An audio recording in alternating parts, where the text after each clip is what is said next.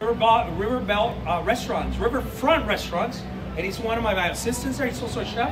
Oh, my name's Jose, and I'm a sous chef with him as well. Okay. Different restaurants. And we have a couple of really neat items to present for you to taste, and hopefully that you can try it at home. One, they're very classic because it's the holidays now. They're very, I want to say land, but I mean, you see it in Mexico. You see the tamales and then the champurrado. So right now it's a good time to really enjoy this. The holidays are upon us, and you gotta try it at home. Thank you, sir. You gotta try it at home, make it, and you'll see how cozy, especially the drink, can be for Christmas night, for New Year's Eve. Let's start with a champurrado. Yeah, okay. So we're gonna get our assistant with the chef hat. Chef hat, okay. So we can't forget that. This one. All right, there we go. Yeah. Okay. So let's tell us a little bit about champurrado. Basically, what it is. As you go on, I'll tell them a little bit story about it. Okay. Okay. So let's start with the milk. We'll start warming it up in our pot that we have right here. So go ahead and pour it. And one thing about the champurrado is you know, like a lot of the very old recipes that come from, at least I can say, Mexico, very indigenous. They have a lot of stories to it. I mean, big history. The champurrado dates back way pre-Columbian. The Indians had it, and then it was called an atole, as some of the Hispanics know. But when the Spaniards came here to America, they decided that it wasn't good enough for them. So they added chocolate, and they added the milk.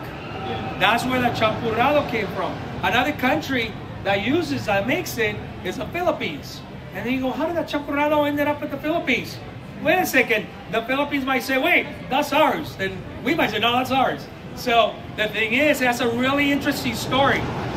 When after the Spaniards arrived, and they were also in the Philippines, there was trade between the Philippines and Mexico, the galleons. So some Mexicans ended up in the Philippines. They brought the champurrado, and in the Philippines they introduced the rice.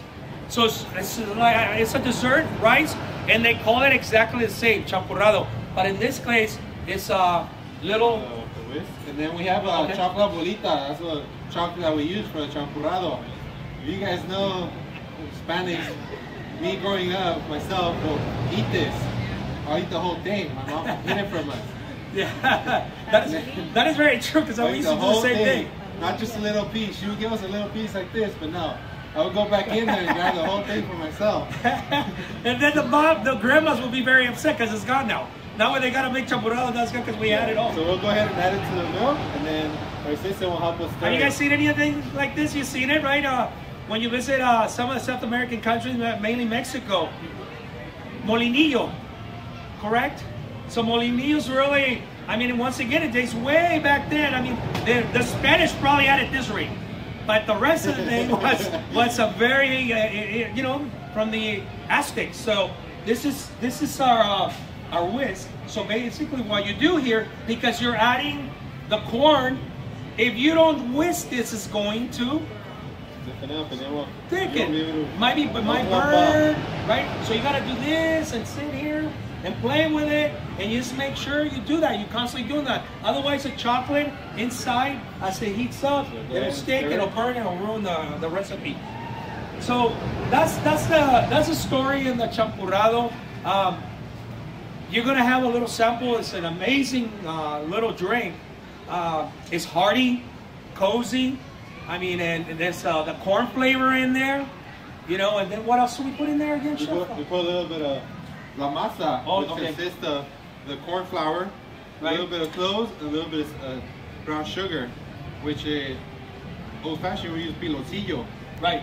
In Spanish, we use piloncillo instead of brown sugar. Right. And that is just sugar cane melted down. So what it is. Really concentrated. Yeah. So we'll start with the corn flour. Put it in the bowl. A little bit of clove, just to give it a hit. Okay. The clove is really strong, so you don't want to put that much. And a little bit of brown sugar. Okay. And just make sure you don't burn it, okay? I'm going to go over the side because I got to start with tamales. And then we'll add water little by little, get it to a masa consistency. Okay. As he starts as our new chef continues to whisk the liquid in there, and Chef Jose is getting these solids that he's gonna implement into the liquids. I'm gonna start the tamales on this side. So most of you had tamales. Tamales comes from one of the dialects, leading dialects in Mexico. I can't remember. I don't want to say because I'm not too sure which one, but it means to wrap, to wrap around, and that's what you do with tamales. Now, you probably had a lot of savory tamales, correct? The rajas, which is, for those that never had that, you have jalapenos and cheese, correct? Y queso, jalapenos y queso. And then there's also the pork with a salsa roja. And then there's also the chicken. Anybody else makes any kind of tamales? ¿De quién? De camarón, there you go. So somebody, thank you, sir. Somebody earlier asked us, can you put anything seafood? The gentleman there, he says shrimp. Oh my God, I just thought about that. I never made them, and have you thought about that? The shrimp is probably gonna be amazing, because I'm gonna try it at home. I mean, that's something different for those that want seafood. But today, how many like sweets? So right, everybody likes desserts a little bit, sort of, right? So we're basically gonna do a tamal that is sweet. So some of you already had it. So it's a pineapple and raisins, right? Yeah, it's ready. The masa's ready to go in the. Oh, okay. So go back to the. So go ahead. And that's the masa to the thing. You're gonna keep stirring it so it doesn't stick. Don't burn yourself. Yeah. On this, while she's doing that, I'm gonna mix to make the tamales. You have dried ingredients and you got wet ingredients. I gotta mix the wet ingredients first and then the dried. Then we're gonna incorporate and make the masa. To the masa, we put it in the corn husk and then we make the tamal. So that's what I'm gonna do over here. Pineapple juice, jugo de piña, a little bit of water, agua, and then a little bit of honey. We use honey. Sugar, I don't know, I've never done it, but with the honey. So a little bit of this, right? Obviously you would follow the recipes. What's another thing for, another way to get these wonderful recipes? It's also, I mean, you find them online and then you could look at YouTube and look at a book. That's anybody. I mean, they're amazing. You just gotta try it though. Don't be afraid to try it. What else? That's about the only way they could get in there. You know what? I think that we might have some recipes here and there, right? Yeah, we might have some. So get started. Right. So now we have the wet ingredients on this one. I'm gonna get the corn flour, and then I'm gonna put a tablespoon of baking powder, a little bit, and then I'm gonna mix this before I add the salt. Okay. Salt is very important. I always like to emphasize on that. A lot of cooks at home, I keep saying that over and over. I cannot stress enough. You can make all these wonderful foods at home, but if you don't properly season your food, it's not going to be good, no matter what you're cooking. And try to use the fresh ground pepper, the kosher salt, and use your hands, pinch a little bit at a time. Always remember, you could always add, but you cannot take out. Okay, so I'm gonna put a little salt in here. How you doing over there with okay? Alrighty. So once you have your dry ingredients and the wet ingredients, do we add a shortening? Or no, yeah, right? We're gonna add it right now. Okay, so we're gonna do some shortening in here. Okay. And now we're gonna mix it.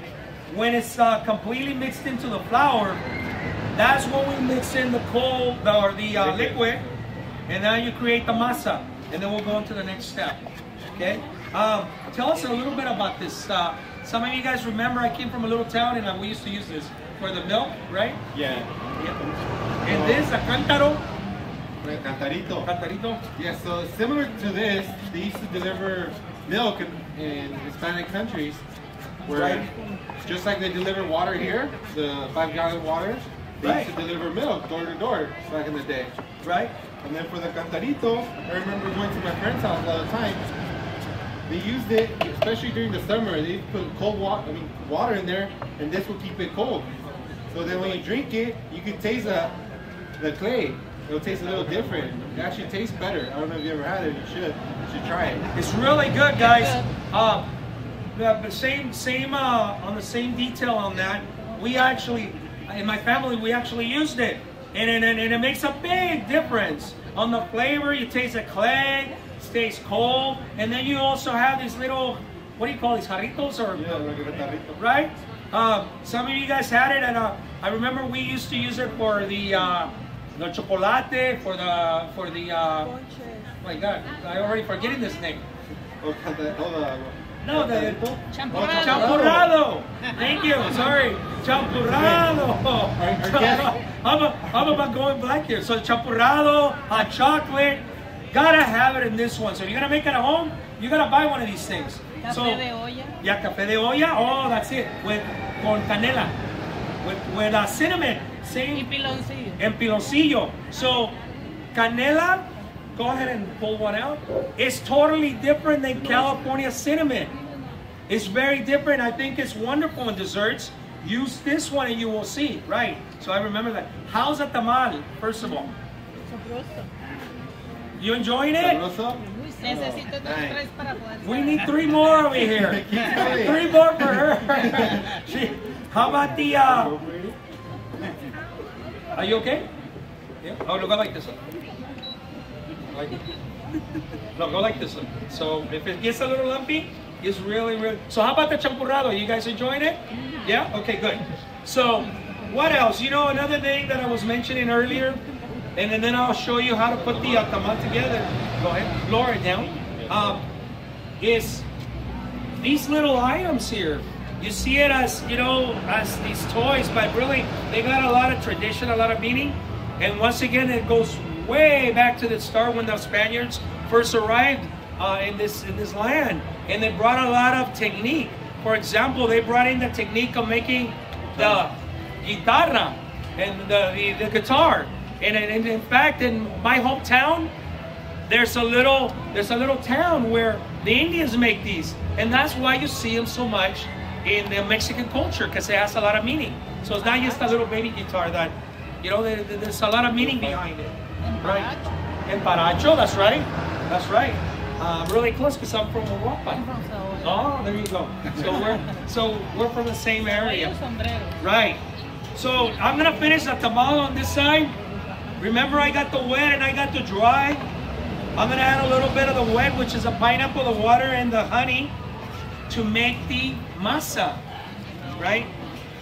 I have the masa already made here, but I'm actually want to finish it up here in the bowl. Normal. Yeah, the you know what? You're living magic right now. So with this wonderful world Disney magic, here we have it ready. Whoa! You see that? There you go. So we're gonna get a corn husk. Make sure you soak your corn husk in water, or else you won't be able to bend the tamal. Right. That's right. And it'll just break apart. Right, you have to soak it. If you want to try it at home, you've never done it, you soak it in water. And then now you're going to fill out the bottom part, which is the whiter part of it. You fold in the sides, fold in the bottom, and then the top. And now you cook it in a steam pot. Pot with a false bottom on the bottom of the pot, with a little water, and then you steam it. Depends on how many tamales you got in the pot will determine the amount of time. I mean, it can take, I think that if you make a few, you know, 5, 10, it'll take what, 25, 30 minutes? Yes, depending on how many. Right, so if it's full, it's gonna take a little more. So anyway, you got the husk here. You wanna do this over here? Yeah? Because I think you're getting tired. And you're going, oh my God, I don't want to. I'll show you the trick that my mom used to do with the tamales. Okay. When you're steaming what them, do? in the bottom, Is you you're gonna add get a rocks scoop right down here. there. That way when the water ran out, you could hear the rocks sizzling. That's that right. Means like you need to add more water. Okay. And the tamales will cook perfect because you're always steaming them. That's you can't right. run out of water. That's the key point. And so now what you do is you fold in one side and then the other side, right? You bring it down a little bit, and then I'll fold the bottom up, bring it in, and see how it's a little firm. It's because it needs a little bit more time in the water. Now you bring the top, right? And you fold it, and there's your tamal. There's people do it a lot of different ways, but as long as you got a nice fold and everything's encased, you should be able to stand it and have it perfectly on the pot of water. What else? I mean, once again, you got. I can't stress over it. You gotta go taste this wonderful food. I want to share this. I just had a torta. Not just any torta. I mean, I'm thinking, okay, torta. I never had it in Disneyland. Amazing in the Disney California Adventure. It was made with what do we put in? What's the kind of torta I have? Al pastor. Al pastor. You guys gotta try it. If you think we cannot make pastor here in Disneyland or the Disneyland California Adventure, you gotta go try it. It's amazing. You have to try the sopes, right? I tried the sopes myself, and they're really good. They're really good, yeah. And then we have some tacos. So enjoy. We have also buñuelos.